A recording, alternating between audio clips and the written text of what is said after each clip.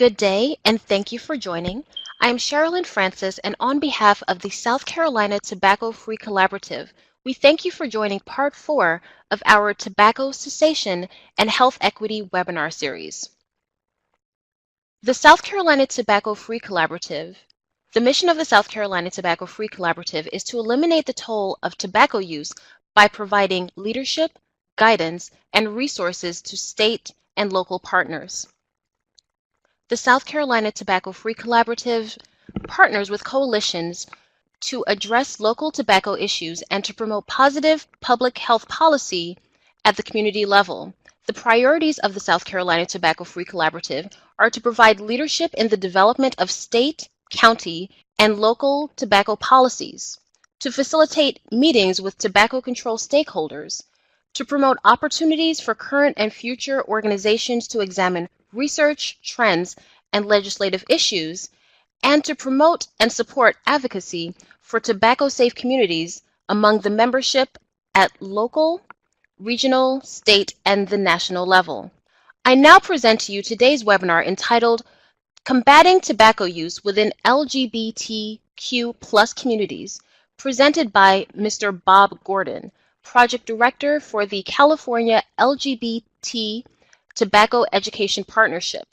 Mr. Gordon also co-facilitates The Last Drag, a free stop smoking program for the LGBT community in San Francisco, and is co-chair of the San Francisco Tobacco-Free Coalition, where Mr. Gordon has been instrumental in the passage of several ordinances in San Francisco, to include the Menthol and Flavored Tobacco Ordinance, the Tobacco 21 Ordinance, and the first tobacco-free pharmacy ordinance in the United States. In compliance with ACC&E guidelines, the following presenter has no financial or other relationships with the manufacturer of any commercial service discussed in this educational activity. The objectives for today's webinar are to characterize the tobacco industry's marketing and influence within the LGBTQ+ community, to evaluate the health effects of tobacco use among LGBTQ+ populations, to appraise the association between social determinants of health and quitting behavior, and to measure the effectiveness of interventions to combat tobacco use within LGBTQ+ communities. And now, Mr. Gordon. Hello everybody, it's great to be part of this webinar. Thank you for having me. And I wanted to mention that even though my adopted home now is San Francisco, California, I've been here for 25 years, I've been doing a lot of thinking about my first 30 years that were 3,251 miles away, maybe closer to a lot of the population of the United States in the Eastern Corridor. So I have my first 30 years in the state of Maine. And I think that's where I formed a lot of my thoughts and impetus to get involved with this issue. In the closet for 10 years as a gay man, and then in the closet trying to get away from the secondhand smoke, like so many of us back in the 70s and 80s. So I was going to say just a little bit about myself, and of course I can't speak for everybody in what I identify as my communities, but I can mention the story of one gay man, and that would be me, who came out as gay and dared to walk into a gay bar in 1984. And this was in Portland, Maine. I walked around the block 3 times before I dared to go inside. Had a lot of anxiety about that, and walked into this bar. You actually walked in by walking down a few steps. It was called the Underground, and it was literally underground, as was the gay community by and large at the time. So when I dared to walk down into the underground, what did I experience? Well, to my happiness, I experienced immediate community. The tuba player from my high school marching band recognized me walking in, and she ran over to me and she said, "Bobby Gordon, what are you doing here?" And of course I said to her, "What are you doing here?" And we just exchanged a quick embrace, and it was a beautiful experience. Me identifying myself as a gay man to her, she identifying to me as lesbian, and I just loved that part. But there we were, underground in a place with no windows and no ventilation. And you can only imagine, many of you remember in the mid-'80s, it was so smoky in there, and it seemed like everyone was smoking, and I immediately had this first clue: is this what it means to be a gay man or lesbian in this place? This is where I go for community, but it's so difficult to breathe in here, and I just didn't like that. So I'll never forget that first experience. And jumping ahead to today, I know that many of us now have 100% smoke-free policies, where our restaurants, our bars, many of our living spaces where we live, work, and play, many of us have policies that say that to protect ourselves from secondhand smoke, that we have a policy that does not allow smoking. And there are many policies, too many to talk about. So before I talk too much more about the LGBT community specifically, I'm going to change the slide, and I'm going to review the harm of tobacco use in the United States. So here's my first click, and it worked great. So in the United States, tobacco causes more deaths than suicide, homicides, alcohol, auto accidents, drug use, and HIV combined. And we know that from our Centers for Disease Control. And cigarette smoking does cause about 480,000 deaths in the year, per year. And if we have any international webinar participants, we want to remind everybody that this is a global issue, much of it promulgated by American tobacco companies with their factories overseas and marketing overseas. But there are 5 million largely preventable deaths per year, according to WHO, the World Health Organization. Now, I don't mean any disrespect to those who suffered in the terrorist attacks now many years ago in 2001 in the Twin Towers, but if you allow me, I'd like to make this comparison. Our tobacco epidemic, with its 480,000 deaths every single year in the United States, is roughly equivalent to 133 attacks to the Twin Towers every year. So again, our tobacco tragedy is roughly equivalent to a 9/11 happening every 2 to 3 days. And many of these tragic premature deaths are our families, our friends, and our coworkers, of course. But can we just look at tobacco use alone as if it occurs in a vacuum? We have to consider the totality of our communities and what is seen as most urgent by our LGBT community, by our African American communities, by our Asian American Pacific Islander communities, our Hispanic Latino communities, all of our communities as we identify them.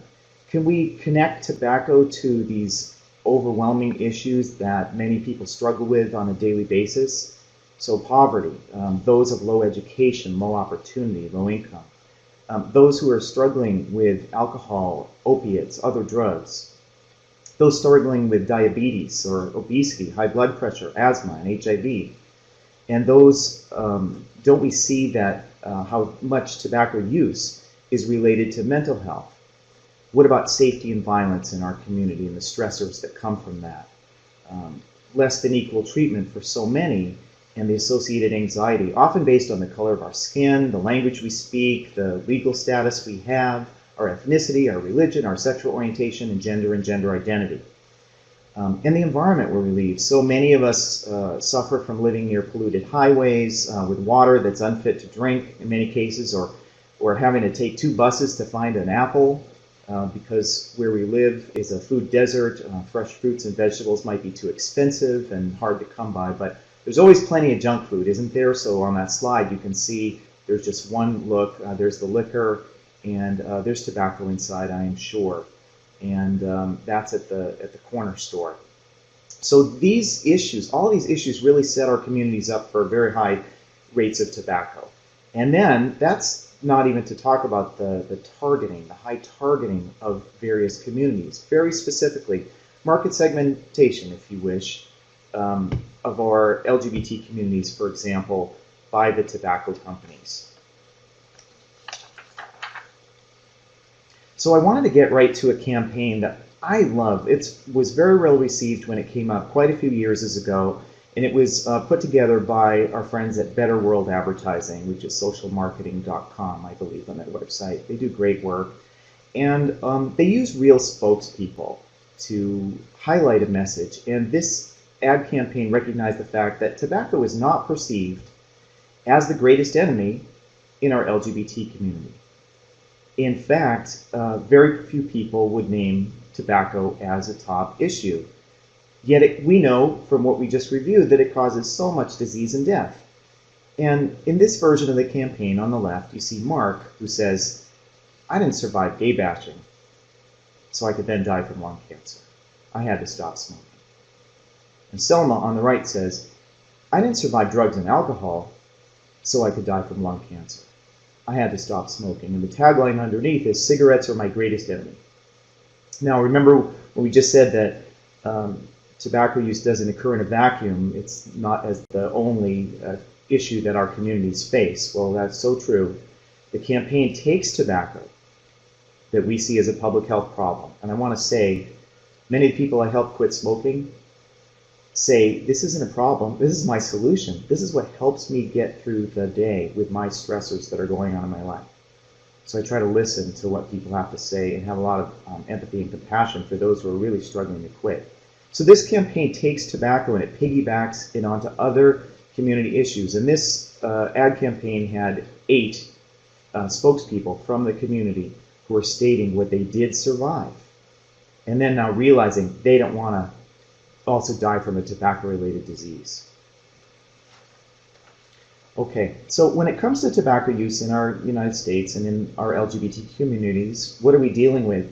I mean, the big answer is, you know, in thinking way back to the bar, I kind of figured it out from my first breath inside the underground bar, and that was that we smoke at really high levels.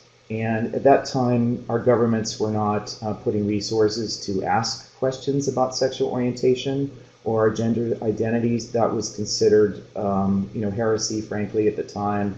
And how could we have government funds that would actually talk about these people? So we really had to gather ourselves. In the early 90s, a group began called the Coalition of Lavender Americans on Smoking and Health. And I moved to San Francisco 2 years after it began. And this group said, just a small group, and it still exists today, and I'm glad to be part of it, said, we know that we have a problem. We know that we're smoking at high numbers. We also know that the general health community really doesn't pay attention to us and isn't taking a look at this issue. So we're going to have to do it for ourselves. And we started with our own surveys. We started with our own interventions. But now we have surveys like this one. This is from CDC, the National Health Interview Survey, where nearly 24% excuse me, of gay or bisexual adults smoke cigarettes versus 16.6% of those who identified as straight. So this is pretty typical. Basically, the bar on the left is our LGBT communities. It's higher than the bar on the right. So there are all kinds of surveys now, and they pretty much all say the same thing. And tobacco use is going down overall in the United States, in some places faster than others based on our policy. But that's kind of the story. That's the very simple graph. So let's see. People always want to know why.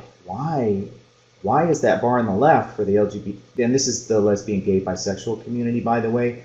The transgender community, the T in the LGBT, is definitely higher, and there is some research about that. But I wanted to use this national study.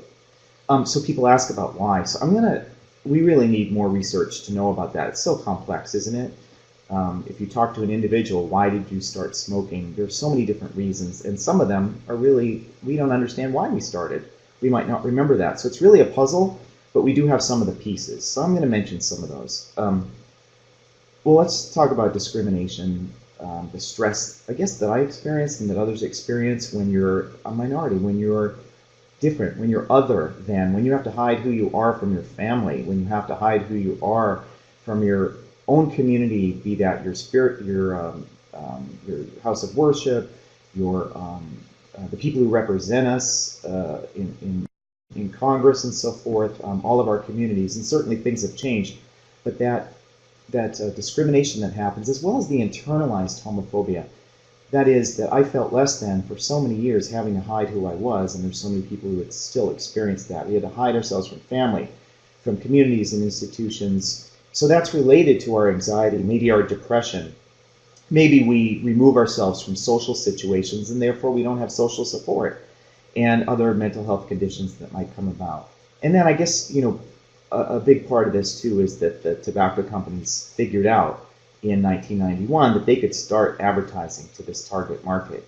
The LGBT community, this aggressive marketing that sponsors events, that had promotions in the bars that I was talking about and still does, had giveaways of free tobacco products and advertisements. And that's pretty much a summary from the Centers for Disease Control. And there really is a lot more, but looking for more research about that.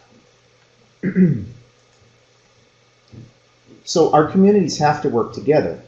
So this is a piece from California that we put together, the impact of cancer on diverse communities in California. The tobacco industry is a formidable enemy. So is cancer, right? So cancer goes across all of our communities. And cancer, heart disease, lung disease, there are 20 plus tobacco-related diseases that we now know about, according to recent Surgeon General reports. And again, people always know about lung cancer, but do a lot of people know about bladder cancer? I actually have 2 gay male friends who are survivors of bladder cancer, and I believe, and someone can correct me on it, I believe about 80%. Well, first of all, 30% of our cancers, about 30% of our cancers are related to tobacco use. And I believe with bladder cancer, it's much, much higher. But not too many people are talking about bladder cancer specifically. So this is the second page of this flyer. You see a paragraph about the LGBT community. I know that's impossible to read, so I'm going to read it. Let's see. Lesbians, gay men, bisexuals, and transgenders are at an increased risk for a variety of cancers due to high smoking rates. Lesbians in California smoke at a rate that is nearly triple the rate of all women in California. And California youth who are aged 18 to 24, who self-identify as lesbian, gay, bisexual, and or transgender, smoke at a rate of 44%. And then other researchers have used the California Health Interview Survey, found that 41% of bisexual women reported cervical cancer, more than twice the prevalence in other women. So the bottom line of this is that more resources, especially for California's most vulnerable and targeted communities, are needed. So we all work together across the nation, across the world, to try to work on this issue, because you've got a tobacco industry that is working to segment and divide us and harm us in so many different ways. And let's see. All right, so tobacco companies have a long history of exploiting youth, people of color, and women. I don't think there's anyone who disagrees with that. And a favorite place to go is trinketsandtrash.org to look up the artifacts of the tobacco epidemic, trinketsandtrash.org. The history is a bit shorter, however, for our LGBT communities. Shorter, beginning with the first ads directed at gay men in 1991. And of course, there were decades of exploitation of African American communities and the advertisements, certainly of women and segmenting them, all people of color communities, many different communities. So this brochure, which is available from the Tobacco Education Clearinghouse of California, they've redone it just a little bit, it looks a little different, TECC, T-E-C-C, Tobacco Education Clearinghouse of California.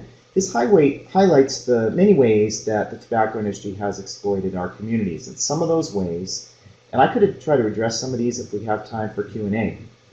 One is like conducting marketing focus groups to learn about the habits of gay men, recruiting agents from our LGBT communities to represent the tobacco industry's interests, making campaign contributions to LGBT elected officials, which buy silence from them, funding organizations in the LGBT and the HIV and AIDS communities, either directly or indirectly through subsidiary products, back when Miller Beer, for example, was a subsidiary product of Philip Morris, and also sponsoring LGBT community events such as pride marches, street fairs, and LGBT film festivals, and hosting smoking lounges to glamorize and normalize tobacco use at LGBT community banquets. So each one of those that I mentioned has a specific story, lots to talk about.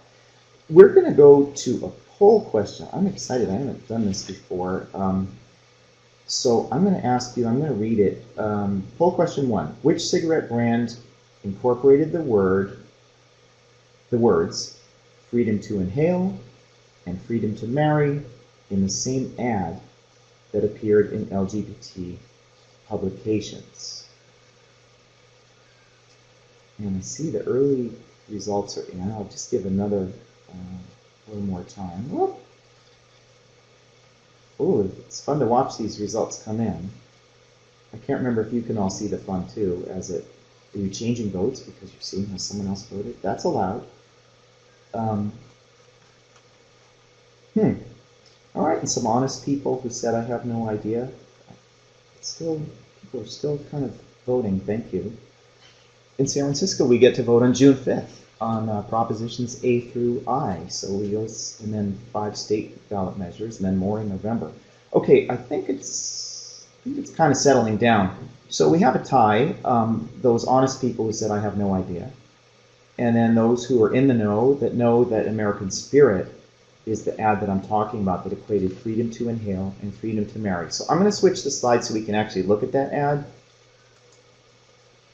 There it is on the left in black. Freedom to speak, to choose, to marry, to participate, to be, to disagree, to inhale, to believe, to love, to live. It's all good. So here's an ad where, R.J. Reynolds, by the way, Santa Fe Natural Tobacco Company, the makers of American Spirit, it's not a small micro-smoke company anymore. Back in 2001, I believe it was, R.J. Reynolds Tobacco purchased American Spirit, but they don't say that. But they touting the freedom to smoke, along with the freedom to inhale, about these freedoms. And again, we're talking about a community that didn't have the freedom to serve in the military, did not have the freedom to marry, did not have the freedom perhaps to hold the hand of the person they love in public. So these are really important messages that the tobacco industry uses to try to say, hey, we're your friend. So the money to publications, so the LGBT publications that run these advertisements, it's welcome money because money is green and the publications need that money, and they say we can run more pages of news articles in our news magazines if we have more advertisers.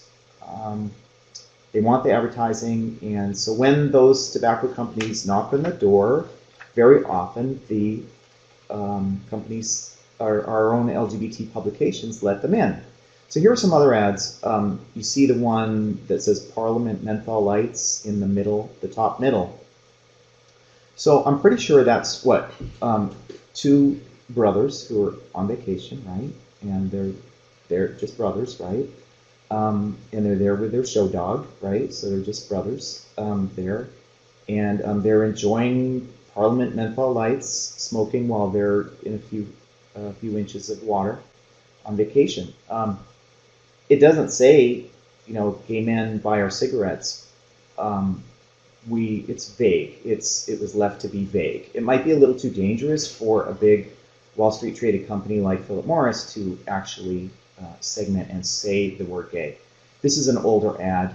On the right-hand side is Just You in Blue, which is electronic cigarette, Cigalikes that looks like a cigarette. I'd always be interested what anyone's interpretation of this ad. I really don't know. I would love to know what the tobacco industry was thinking specifically about that. Then on the bottom, you have a couple of things. It says, take pride in your flavor. So that word pride is co-opted by a tobacco company. They're, I guess, asking us to take pride in tobacco products. This is Camel Snooze, the little pillows that we put between our cheek and gums and absorb the nicotine that way. Interesting, I'm just noticing up in the upper right, it says break free. So it's this freedom theme again. And the flavors, the rainbow at the sort of the bottom right, the rainbow, which is the symbol. I mean, I know there's rainbow in the Noah's Ark, and there was Jesse Jackson's Rainbow Coalition, but Gilbert Baker and others designed a flag in the early 80s, I think it was, that has spread to become sort of a symbol of the LGBT community. And the reason it is that there are so many different types of us within that rainbow. So I'm a Jewish white man from Maine. As a gay man, there are so many of us of different backgrounds and colors and geographies and religions and experiences and sizes and all of that. So, I know I'm talking about a specific community, but that rainbow does it justice. And we're going to come back to the rainbow, I think, later. All right, so let me see. Here's another thing that has happened through the years. This is, sorry, Miami Beach, to highlight this. Gay Pride of 2014, Vapor Zone was an electronic smoking device wing of the tobacco industry that's, has certainly been getting into the act. They were a sponsor. They say proud sponsor. I think they said proud sponsor. So they use that word pride again. Look at the bottom of the web page to see the delicious top blends for every palate. There's peanut butter and jelly nicotine juice. There's waffle flavored vape juice and raspberry tart vape juice. So, bottom line, these products are not safe. They don't belong at Pride events. Yes, they're fun, they're colorful, they're festive, which is what Pride often is today, but they cause harm. And now I wanted to go to another poll question. We get to do another poll. So, asking you, which of the following are tobacco industry products? Okay, so almost everyone got the memo that this tobacco industry is going crazy with flavored tobacco. This is so important because 80% of our young people start now with a flavored product. The menthol, the candy flavored tobacco, it makes the poison go down easier. It used to be people at age 14 would light up and turn a different shade and cough and say that to themselves, that tastes terrible, and say to their friends, oh yeah, that's great, give me another one. Now it actually tastes good. Strawberry, vanilla, all the candy flavor. This is basically candy that's being marketed to kids. But the thing is, it's candy that has nicotine in it, which is what the tobacco industry wants to get people. I think our University of California at San Francisco is telling us that fewer than 10 cigarettes may begin the lifetime of addiction cycle. In other words, someone may have those 10, they might quit, never touch another one for 10 years, 20 years, 30 years, but the brain has been changed. Their brain has been changed, and then all it takes is one puff of some fruity, spicy, candy-flavored hookah, shisha, something like that, and the addiction cycle starts right back. The brain says, I've got the nicotine once again, aha, go out and buy me a pack, or buy one of those electronic smoking device contraptions. So, I'm going to switch to this. So when you go to a Pride event, and there's an example here from San Diego's smoke-free Pride event, doesn't everyone deserve the cleanest air possible when they're enjoying their Pride event? I'm thinking about kids who are attending, I'm thinking about seniors who are attending, thinking about people with asthma, people with HIV, heart conditions, ought not to be exposed to secondhand smoke. So it's a celebration of who we are as a community, and everyone's welcome these days. Everyone was always welcome, but I think it was only a few brave people who showed up. I'll tell you a story later about the first Pride March I went to. Boy, that was scary and difficult for me, and I know for everybody there. But now, it is a celebration of progress and community and so forth. So everyone has to be welcome to be able to breathe without exposure to dangerous secondhand smoke. So, one of the things that advocates can do who want to make a Pride Festival tobacco-free, for example, and smoke-free, is that they can start by surveying community. They can have a booth, and they can just ask people opinions, maybe have a little giveaway, and get to know, let's say, my own Portland, Maine Pride event, that Southern Maine Pride, I believe it's called. There could be a booth there, and maybe they've already done this. Ask people what they think. Can we make this event smoke-free? And then you work on implementing it and try to gather allies who might like to see it that way. So then presenting that survey data maybe presenting it to the board of directors of the Pride event so they can consider making the event 100% smoke and tobacco free, and then pitching in with signage. And so this is just an example. You see how San Diego did it. We worked with them. That was a long time ago, back in 2007. And what they said is, we really don't want to be the ones making the policy, but we can lean on the smoke-free parks and beaches ordinance, so mostly the parks part of it. San Diego Pride is held in a park. And so with a smoke-free parks policy, the Pride board could communicate to the LGBT and others attending the Pride event that, hey, we have a local law that says our parks are smoke-free. Therefore, our Pride event held in Balboa Park in San Diego is a smoke-free Pride event. They even cited City of San Diego Municipal Code right there and gave some more information. So, there's hope that we can change our community institutions, that they're different from that smoky bar that my friend and I were in, that we can change that through policy. It's not always possible to change policy, I realize that, but there's a lot of advocacy that we can do. We can do voluntary policies as well as legislative policies. So here's another thing that I've really enjoyed working on. It's been really interesting. This is about asking elected officials to stop helping the tobacco industry. So when I say stop helping them, stop taking their money when you run for office. And it's expensive to run for office. They need money for TV ads or radio ads. They have to print campaign signs and posters. They have to set up an office. So they need money as they're running for office. This is a larger issue about, why are we having corporations and so forth and people getting undue influence by giving money to politicians as they run for office.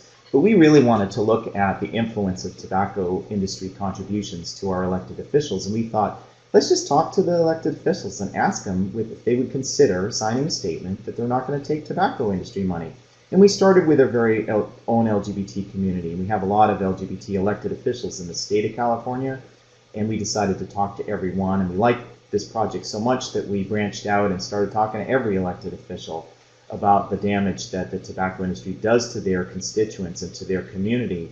And the idea that this policy can help curtail the influence, and that research does indicate, we need more research on this, but it does indicate that those elected officials who have taken tobacco money, they're more likely to support the tobacco industry with their votes, or they may just remain silent. So,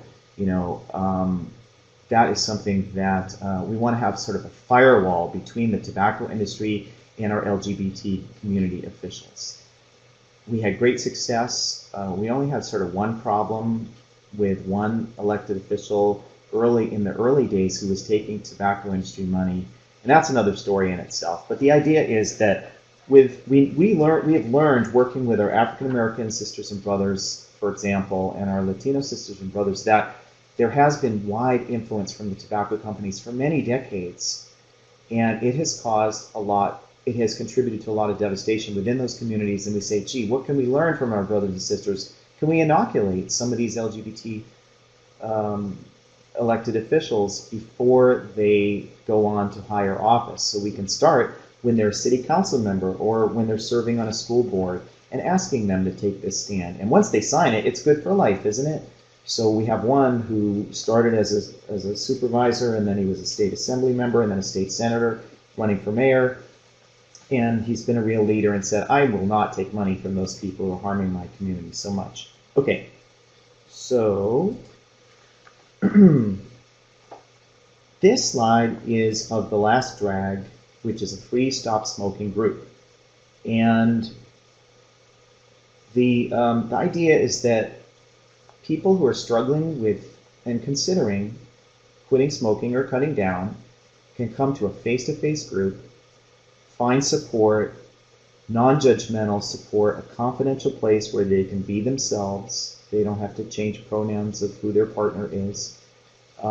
They can be in a safe space where they can talk about their tobacco use and find group support and information about what is this all about. Why am I smoking? Why did I start smoking? Why have I maintained my smoking? and tobacco use throughout my life. Why am I 55 years old and I still can't quit this? And we hear things like, I'm sick and tired of being sick and tired. I quit every other drug that I started. This was the first drug that I started, and this is the last one that I'm able to shake. So this program, and I want to say that it's very labor intensive. It's very difficult to attract people, to retain people, to build the name of your program within a population. It's not something that's done once. It's best done over time. If you think about it, it's strangers who are nervous about this tobacco issue, and we're asking them to come to a sort of strange place and meet other strangers and be with facilitators who, yes, they're from the community, but they're new to them. There's a lot of nervousness going on. So we have some fun with it. We start right away by breaking people into small groups so they can get to know each other, and we play a few games to inform about tobacco industry targeting in a fun way by playing Jeopardy. Also by talking about high rates of tobacco use in the community so they can think about, for example, high schoolers who identify as LGBT and how they're smoking at very high rates. So yeah, that's been the last drag since 1991.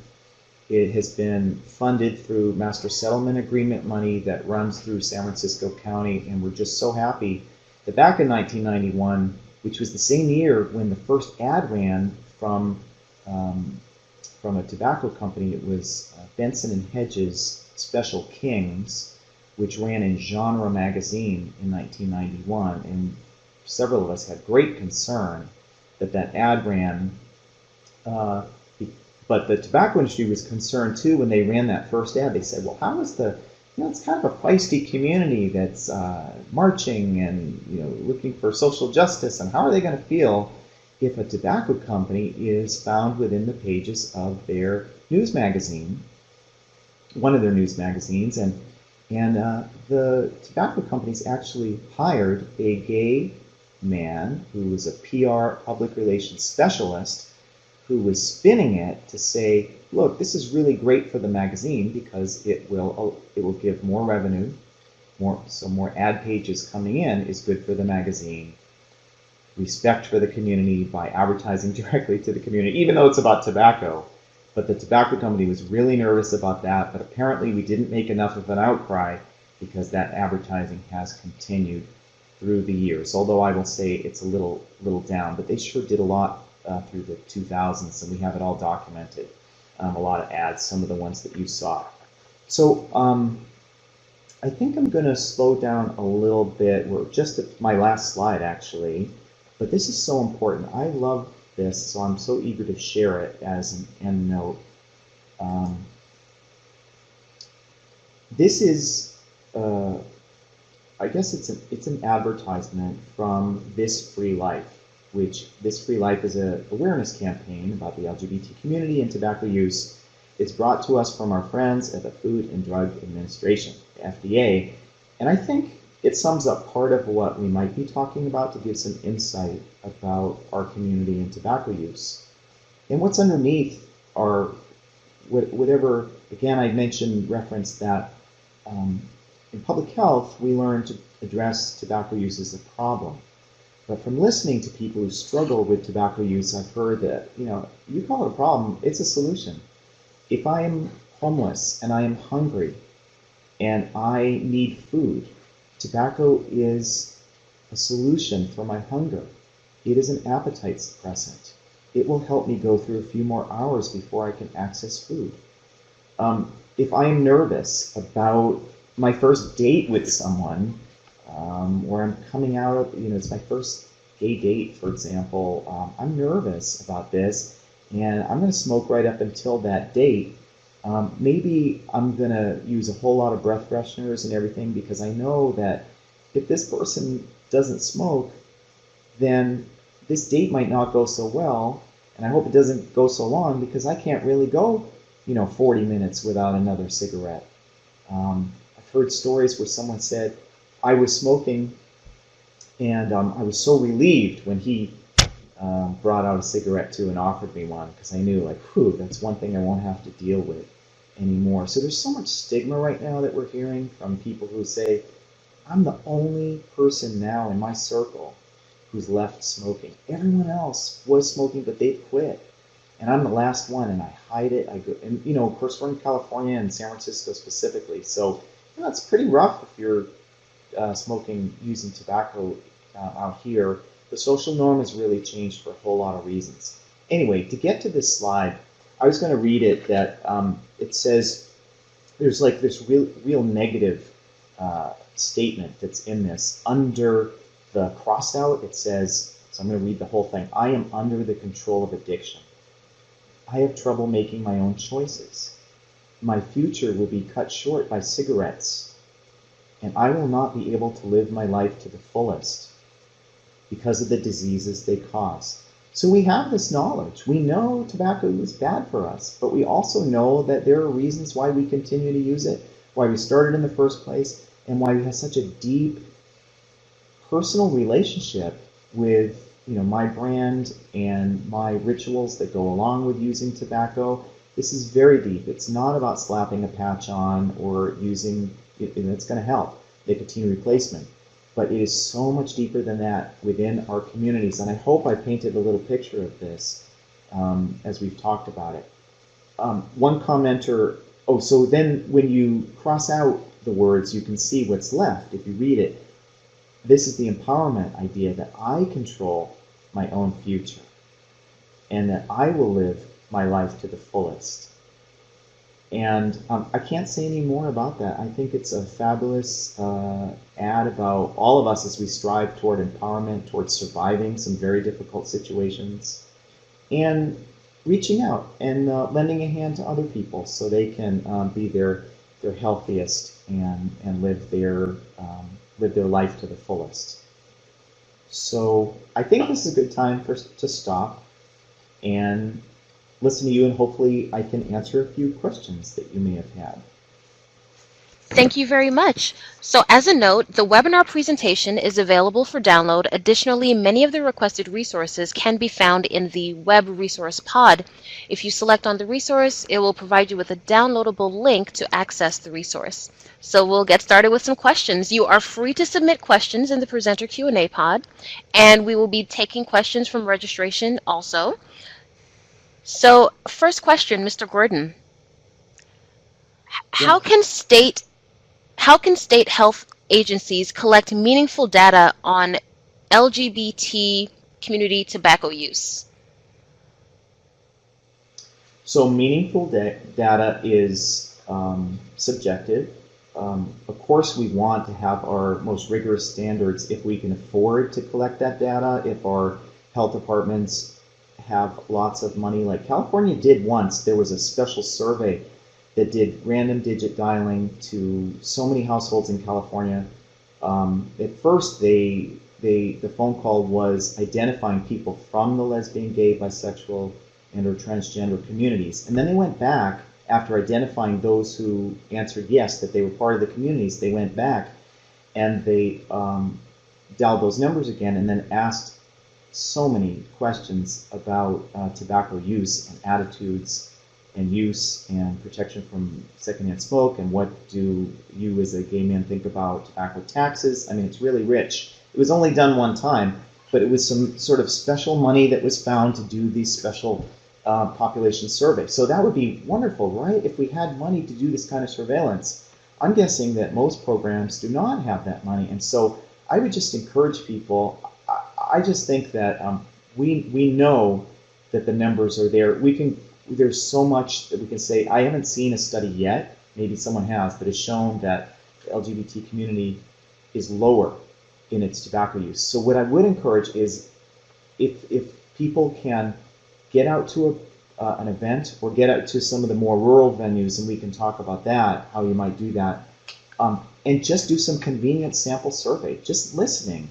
Not just the numbers of how many are smoking, but listening to people. Will come over to a booth. They'll actually drag a spouse over often and say, she needs to quit smoking. Come over here. Listen to these health department people. And one of the nice ways is to have a little intervention and talk about that and try to calm everyone down and say, look, it might be better, you talk to the person who's smoking and say, this sounds really stressful, what I'm seeing right now, and maybe we can talk about this a little bit, and here's some information, and can you work together on this? And you say to the one who dragged her over there, and say to her, maybe you could like buy her lunch if she decides to take an attempt when she's ready. This is all about her readiness and us supporting her. We can't do it for her. And she's, and the one who was dragged over is smiling, like, I'm being listened to. I understand. So great things can happen at these events just from asking questions. So I would encourage that kind of maybe more convenient sampling. Start with that. It could be outside. We used to do it outside of bars. There's a lot, probably more smoking that's going on inside, and more alcohol use associated with, so we might have higher numbers. But looking for venues in your jurisdictions that might be appropriate. And again, I know it's a challenge for rural folks, but I was going to mention a few. Actually, there might be like food pantries that might allow surveillance and asking a sexual orientation or gender identity question along with that. There might be even like softball teams that might have a few lesbians who need not be identified, but they might a question might be for general health of the team. So there are different ways to ask these questions and to listen. Thank you. And you did touch on our next question regarding rural populations. You spoke a lot about the work in various parts of California, but what about a health department, a clinician, a community coalition who's in a rural area? So what advice would you give them around tobacco cessation within LGBT communities? Yes, I think it's all about the rainbow. Use that rainbow symbol, because so where do you use it? How would you use it? Uh, if you go to a health fair, even if it's a um, I don't know, I'm thinking like it's been a while. I lived in the largest city in Maine, which isn't that large, but I'm thinking about some of the rural events. So it might be a holiday. Let's say it's a Memorial Day parade in a small town. Um, you can have a booth perhaps there, or even just an old ironing board. And among your tobacco control literature, if you include something about the LGBT community, um, people who you're looking to reach out with will pick up on that rainbow, and they will see that. And it says a couple of things. I mean, most importantly, it says that you want to reach out, you want to help people in that community who are perhaps hidden or not wearing their sexual orientation on their sleeve. It's not as apparent as it would maybe in a more urban area where you could just go to a big, pride march and be visible in that way. So I think what's helpful is there are a couple of organizations that might be keys to accessing the LGBT community in more rural areas and suburban areas. And the two I think of, one group is called PFLAG, which is Parents, Friends, and Families of Lesbians and Gays. And they have chapters all over the United States. I know in the state of Maine, they weren't just in the city, they were in more rural areas of Maine, because there are parents who have, and friends of lesbians and gays all over this country. And they start these chapters, little discussion. It might be like 3 people who meet for coffee in someone's living room. But if you look up the PFLAG chapter that might be in your state or your locality, that's one. Also, there are gender and sexuality alliances. They used to be known as gay-straight alliances that are in the high schools. And so there are 900 in California, and they're all over the country as well. I think I just read they're in 37 states. So GSA Network, I think, would be your way to look up. You might not talk directly with the high school students who are there to create a safe environment for LGBT people in their high schools, but each GSA club in the school has an adult advisor. So one could approach the school if you find out and you want to connect, and they may be able to help you map the community a little better about, and they'll probably say, you really need to talk to Jeff, and they'll give you Jeff's phone number and email, and you might be off and running, learning a little bit more about your community, be it rural, suburban, or urban. Thank you. Our next question. Do you have suggestions for those working in culturally conservative environments where government funding may not support direct outreach to LGBT communities? Um, let's see. So many things just went through my head with that question, and there's very few that I can say. So I'm trying to think. I think California, I want you to know that California and San Francisco Bay Area was culturally conservative when it came to LGBT tobacco use. No one would talk about it in the health department. Um, so there's the helpline, for example. Your helpline may be asking sexual orientation and gender identity questions upon intake, among the other demographic questions when people call. They might be a partner, even in the more conservative states. I think that there are many of the states, I know I'm just going to say Pennsylvania because I have to remember that one. Pennsylvania, I believe, was asking sexual orientation and gender identity, and I know it's kind of a purple state relative to some of the other states, but evidence-based information is the best way that we can that we can counteract shyness about dealing with this issue. What I used to always say is, look, the tobacco companies are not shy. They've been running ads directly to the gay community since 1991. Hey, you, health department, what are you doing about it? We have the evidence. We know we're smoking at high rates. We have the evidence of being segmented as a population by the tobacco companies. We have the advertising. We have all of that evidence, and we have evidence of the harm that's coming in the community. How can we look the other way? How can we not do something about this? And if they won't, we have to. We have to find a way to do it. Even if we take small baby steps, like our group, we printed, we printed our own brochures. The beginning of that how the tobacco industry exploits the LGBT community, that really started from just like 3 or 4 people from the community who said, we have to get busy, we have to start dealing with this issue. Then frankly, HIV and AIDS came around, and what we were hearing at that time, when people were, and still are, there are still people who are succumbing to HIV, but largely for those who can get medication, it's a chronic manageable disease like diabetes. What we were hearing until 1996, we were hearing, look, from our HIV positive people who came to our last drag group, people were saying, look, I'm going to enjoy every last cigarette because I'm not going to be here for much longer, and I'm going to enjoy life. And of course, the stress that came from being HIV positive with not too much to do for people at that time.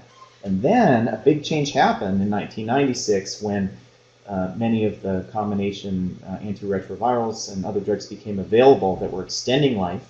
And people said, oops, I've got to think about my tobacco use now.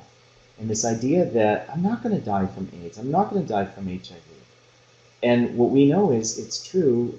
Again, we need more research, but we think that more people are going to die from tobacco use than so many other diseases within the LGBT community. UCSF researchers are working on that now to quantify it. So I hope that helps a little bit. Absolutely. Thank you so much. We have a flurry of questions that are coming in, so I am No hard questions. No hard ones. okay. No really. Don't stump me. Okay, I Yeah. promise we'll come with some really great questions. So here is a scenario. One of our webinar attendees is in Michigan, and he writes, in Michigan we have a coalition of LGBTQ centers working with MDHHS on tobacco cessation, and we will all be doing a survey to I'll be completing a survey created by NDHHS at every Pride event to gather data on LGBT tobacco use and vape use. So that may be an answer to those who are asking, how do we develop questions? How do we implement those questions when they may not have the funding and they may not have a perception of access to the population? Yeah, if I could mention, though, too, I think I have it somewhere on my desk. I did want to mention that menthol use. So thanks to the American Journal of Preventive Medicine from January 2015, and Amanda Fallon, Amy Gooden, and Brian King, menthol cigarette smoking among LGBT adults So we do have this research showing that menthol use was significantly higher among LGBT smokers, with 36% reporting that the cigarettes they usually smoked were menthol, compared to 29% of the heterosexual and straight smokers. So again, with the flavored tobacco, the candy flavors, I call it candy flavor because mint is a candy flavor, menthol is candy flavor. It soothes the throat. It's attractive, it tastes good, and it's so popular with young people across our people of color spectrum, our LGBT spectrum, all of our young people. And that is the tobacco industry trick, and that's what we're working on. I would just like to mention something really exciting in San Francisco.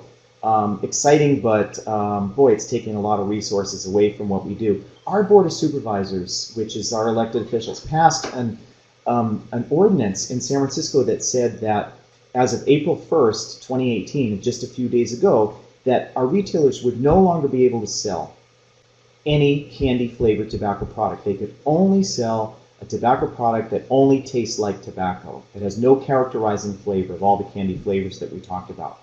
And it was set to go into effect. It was unanimous by our supervisors. We worked really hard with the supervisors to educate them about what the new tobacco industry is doing with the electronic smoking device and the combination of marijuana and electronic cigarettes and all the candy stuff. And then R.J. Reynolds Tobacco hated what we did, what our supervisors did, and they spent $1 million to ask people to sign petitions that would bring it to our June 5th, 2018 ballot to overturn what our locally elected officials did. So this is what the tobacco industry does. They think they own us. They think they own our communities. They think they own the retailers who could actually be selling healthier things, and many are moving towards selling healthier products and not advertising them as much. And this is a real battle that I hope that you'll all watch. We are working so hard to set a precedent, hopefully around the country, to say to the tobacco industry, you are just not welcome in our community. And we can do so much if we band together and do that. I know it's hard. I know it's a legal product. I know that they have lots more money and resources than we do. We have like 1 penny to every 20 that they have. They're probably going to spend $10 million for this. So it is Proposition E, letter E, as in eliminate the sale of all candy-flavored tobacco in San Francisco that targets kids. So thanks for letting me give a commercial there. But that's a lot of what's happening right now. And it'll happen later wherever you live, I'm pretty sure.